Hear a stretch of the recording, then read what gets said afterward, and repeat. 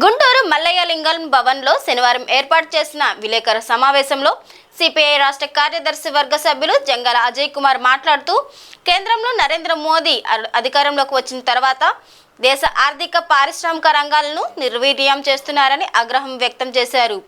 ఆయా రంగాలను అంబానీ, అదానీ వంటి గుప్త కోటేశ్వర్లకు కట్టబెడుతున్నారని మండిపడ్డారు. రాష్ట్రాల స్వయం నిర్ణయాధికారాన్ని సైతం దుంగలో తొక్కారని ఆగ్రహం వ్యక్తం చేశారు. మతోన్మాదాన్ని రెచ్చగొడుతూ పబ్బం గడుపుతున్నారని విమర్శించారు. ఈ నేపథ్యంలో నరేంద్ర మోదీ నాయకత్వంలో ప్రభుత్వ విధానాలను వ్యతిరేకంగా సిపిఐ ఆధ్వర్యంలో ప్రచార కార్యక్రమాలను రూపకల్పన చేస్తున్నట్లు తెలిపారు. ఈ రోజున భారత కమ్యూనిస్ట్ పార్టీ రాష్ట్ర సమితి ప్రెస్ మీట్ని నిర్వహిస్తూ ఉన్నాం. ఈ రోజున రాష్ట్రంలో, దేశంలో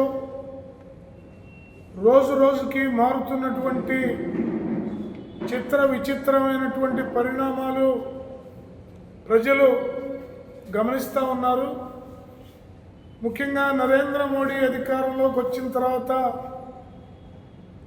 దేశంలో ఉన్నటువంటి రాష్ట్రాల స్వయం నిర్ణయాధికారాలని తుంగలో తొక్కి కీలుబొమ్మ ప్రభుత్వాలను తయారు చేసుకొని దేశంలో ఆర్థిక పారిశ్రామిక రంగాల్ని పూర్తి స్థాయిలో ముఖేష్ అంబానీ, గౌతమ్ అదానీ, మరో 20 మంది గుత్త పెట్టుబడిదారులకి దారాదత్తం చేస్తూ ఉన్నాడు.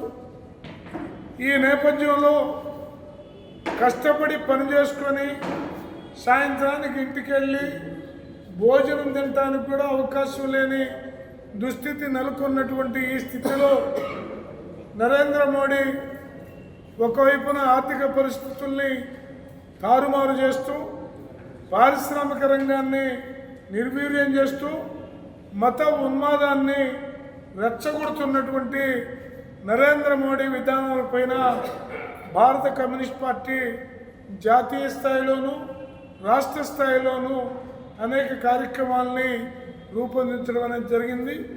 ఆ వివరాలని పార్టీ సిపిఐ రాష్ట్ర కార్యదర్శి కామ్రేడ్ రామకృష్ణ గారు వివరిస్తారు.